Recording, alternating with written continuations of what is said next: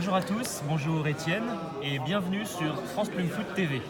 Nous sommes ensemble pour la finale du double de la compétition de Dunkerque, une affiche inédite et ma foi particulièrement excitante entre une équipe putéolienne et une équipe Paris-Marseillaise. Est-ce que tu peux nous présenter les 4 joueurs, Thomas ? Tout à fait, c'est une compétition assez extraordinaire cette saison, il faut le dire, parce qu'un nombre incalculable de nouvelles paires ont été formées.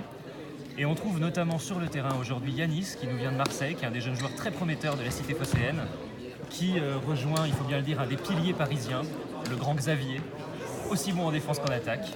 Et en phase 2, on a une équipe de Puteaux qui est aussi très solide. Donc, Jérémy qui a été finaliste malheureux à Marseille, mais qui sera cette fois dans le rôle de l'attaquant et qui sera accompagné d'un passeur exceptionnel, Bin, qui a vraiment montré tout au long du tournoi qu'il a vraiment le pied sûr, qu'il est extraordinaire. Et donc c'est la première fois, il me semble, que ces deux équipes jouent ensemble en tournoi et arrivent en finale. tout à fait.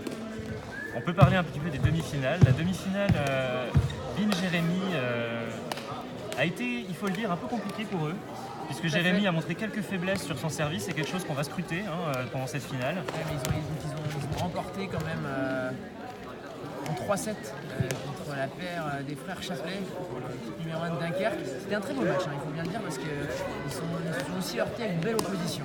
Tout à fait, on peut le dire, après 3 tournois nationaux, c'est l'un des plus beaux matchs qu'on ait vu de cette saison. Alors qu'en face, Yanis et Xavier ont affronté Étienne de Puteaux et Maxence de Dunkerque, là encore une équipe inédite, au terme d'une deuxième demi-finale en 3-7. Et qui s'est joué à rien, sur une faute de service à 29 dans le troisième set. Je pense qu'elle restera longtemps dans la mémoire de Maxence et d'Étienne. Ouais, ça restera longtemps dans leur esprit. Donc on a vraiment une très belle finale. Je pense qu'il n'y a pas une équipe qui n'est pas vraiment favorite. Moi, je mettrais peut-être une pièce quand même sur Yanis Xavier parce qu'en demi-finale, je l'ai trouvé impressionnant. On a envie de les voir gagner. C'est une paire avec un jeune joueur prometteur. Et en plus, voilà, une paire enthousiasmante par rapport à Puteaux, on les voit très souvent sur le podium. Et accompagné par un Xavier qui a été très très solide dans tout le tournoi. Il a fait très peu d'erreurs. Il a parfois attaqué pour prendre le relais de Yanis. Pour moi, il a été impressionnant. Tout à fait. Et Une en belle face, complémentarité. je demande vraiment à voir parce que Bin, c'est quand même un très bon passeur. Il défend très bien. Et on peut le voir attaquer pendant cette finale. Il a dû se préserver pendant le tournoi pour se donner pour ce match. Et Jérémy, on le sait, aussi très bon joueur, très peu d'erreurs.